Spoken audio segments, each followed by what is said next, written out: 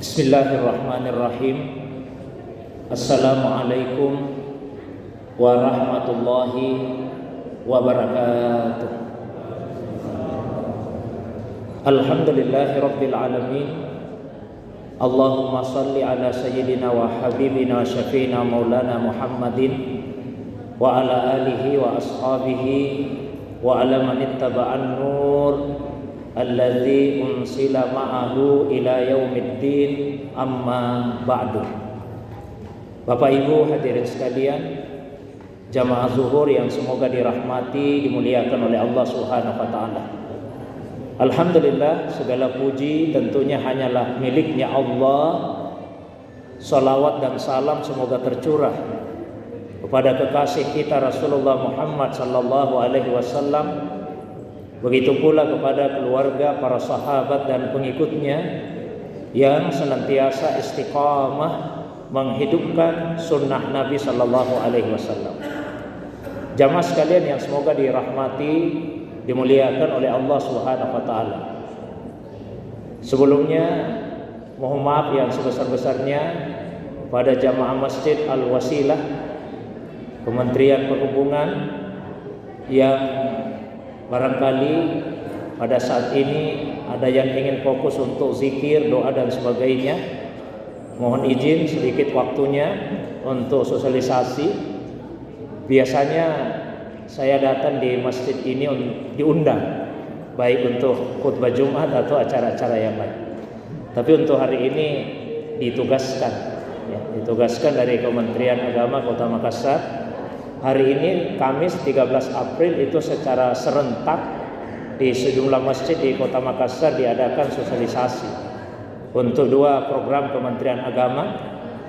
Yang pertama yaitu moderasi beragama dan yang kedua sertifikasi halal.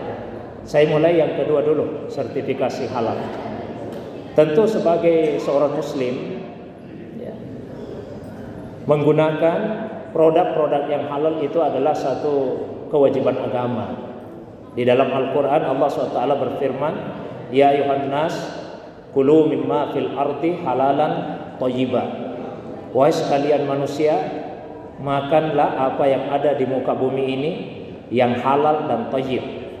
Jadi perintah Allah itu jelas bahwa seorang muslim wajib mengkonsumsi yang halal dan thayyib, yang baik.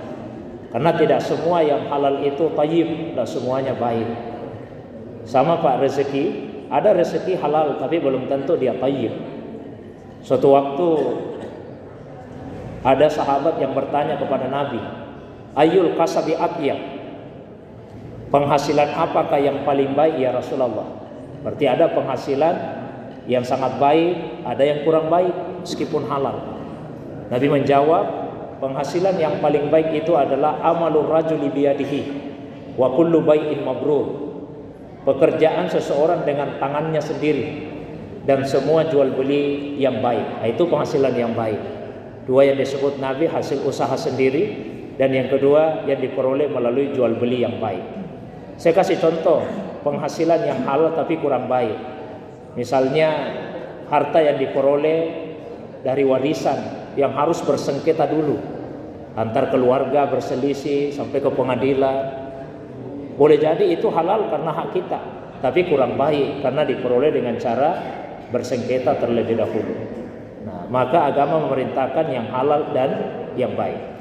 Nah, kaitannya dengan produk halal tersebut, pada tanggal 17 Oktober 2024 tahun depan diharapkan semua produk yang dikonsumsi itu semua sudah wajib ada sertifikat halalnya. Meliputi satu, makanan dan minuman. Kemudian yang kedua yaitu jasa penyembelihan dan hasil sembelihan. Terus yang ketiga bahan baku, bahan penolong dan bahan tambahan lainnya pada makanan dan minuman. Apalagi untuk anak-anak kita, bahkan biasa beli makanan itu tidak lihat-lihat ada tidak sertifikat halalnya, ada tidak label halalnya atau tidak ada. Pokoknya asal disuka saja, enak di lidah, langsung dibeli. Nah, mestinya kita betul-betul aware, ada perhatian terhadap hal yang semacam itu. Karena apa yang masuk ke dalam tubuh itu akan mempengaruhi cara berpikir dan cara bertindak kita. Kalau sudah masuk makanan yang kurang haram, berpikir kita akan kurang baik, cara bertindak kita juga akan kurang baik. Jadi usahakan semua makanan, minuman yang masuk ke dalam tubuh kita, anak-anak kita, itu semua yang halal. Begitu juga Pak, jasa sembelihan.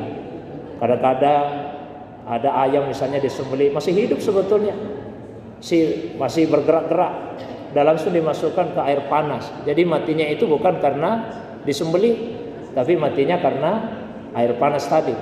Nah, ini statusnya menjadi bangkai. Maka 3 hal tadi, makanan dan minuman, jasa sembelihan, kemudian bahan baku untuk makanan, itu diharapkan semua tidak ada sertifikasi halalnya. Caranya bagaimana? 1, ada aplikasinya namanya Si Halal, tinggal di download saja. Kemudian yang kedua, berkas-berkas yang dipersyaratkan itu tinggal di-upload masuk. Lalu yang ketiga, akan ada pendampingan, ya, pendampingan dari para instruktur yang sudah mengikuti BIMTEK, bimbingan teknis. Yang paling penting adalah yang keempat, semuanya gratis. Nah, itu yang terpenting Pak. Karena biasanya kalau tidak gratis agak berat juga. Ini semua gratis. Itu yang pertama. Kemudian sosialisasi yang kedua, program prioritas Kementerian Agama itu adalah moderasi beragama. Ini mungkin isu agak sensitif karena kadang disalahpahami. Jadi yang mau dimoderasi itu bukan agamanya. Kalau agama memang sudah moderat dari awal. Karena ciri agama Islam itu satu, Rabbaniyah, berasal dari Allah, bukan hasil pikiran manusia. Kemudian sumulia, sifatnya komprehensif, meliputi semua hal dari yang kecil sampai yang besar diurus oleh agama. Kemudian yang ketiga, umum, ya, bersifat umum untuk semua manusia. Lalu yang berikutnya, ajaran agama ya sifatnya tawazun, ada keseimbangan, tawassut, moderat. Itu ajaran agama. Terus apanya lagi yang mau dimoderasi? Cara berpikir dan cara bertindak kita, cara mengamalkan ajaran-ajaran agama tersebut. Nah, kaitannya dalam konteks keindonesiaan, indikatornya ada 4. Ya, 1 yaitu menjaga komitmen kebangsaan. Jadi jangan dipertentangkan antara ajaran-ajaran agama dengan komitmen terhadap kebangsaan kita pada Pancasila, undang-undang dan aturan-aturan yang menjadi turunannya. Kemudian yang kedua yaitu sikap toleran terhadap perbedaan. Karena yang namanya perbedaan itu keniscayaan. Allah sendiri yang menghendaki manusia berbeda-beda. Ya, walau sya'allahu laja'alakum ummatan wahidah. Seandainya Allah menghendaki maka kalian akan menjadi umat yang satu. Tapi Allah tidak menghendaki itu. Allah ingin kita beda-beda.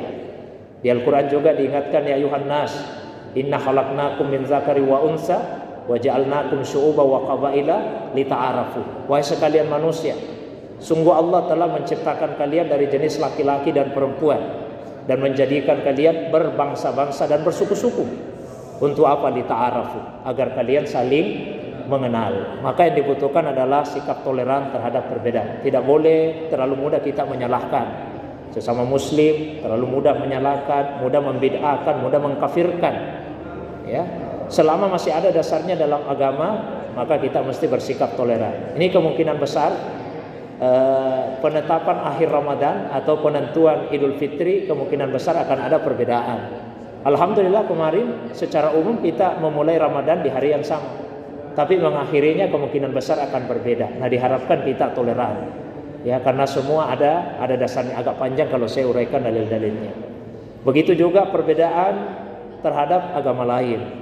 Ya, Allah SWT memberikan kebebasan kepada manusia. Faman syaa falyu'min wa man syaa falyakfur. Yang mau beriman silakan beriman, yang mau kafir silakan kafir. Indikator yang ketiga, anti kekerasan. Jadi tidak boleh kita mentolerir ya, sikap-sikap yang memaksakan kehendak, apalagi sampai kekerasan verbal maupun tindakan untuk memaksakan satu pemahaman tertentu. Lalu yang keempat yaitu penerimaan terhadap tradisi di masyarakat, selama tradisi itu tidak bertentangan dengan ajaran agama. Karena yang namanya agama hadir bukan dalam ruang yang hampa budaya.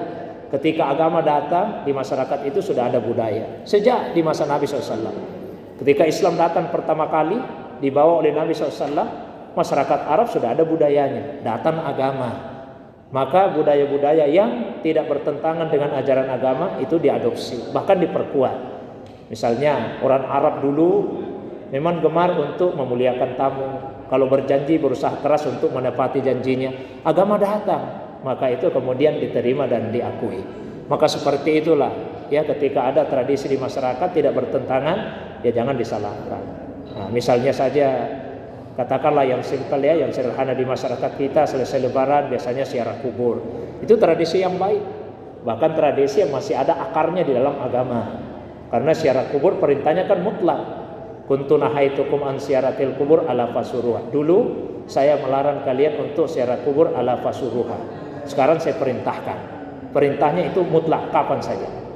Nah, itu saja dua hal yang menjadi tugas kami untuk disampaikan. Sebetulnya ini kultum Pak, istilahnya 7 menit mungkin sudah lewat.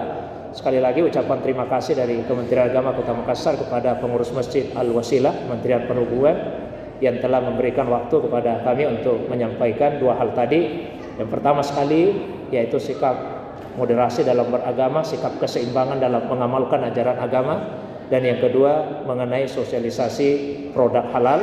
Sekali lagi diharapkan sudah wajib produk halal itu tanggal 17 Oktober tahun 2024 yang bisa diunduh aplikasinya, namanya si halal ya, si halal. Demikian. Mari sama-sama kita berdoa pada Allah. Amin. Alhamdulillahirabbil alamin.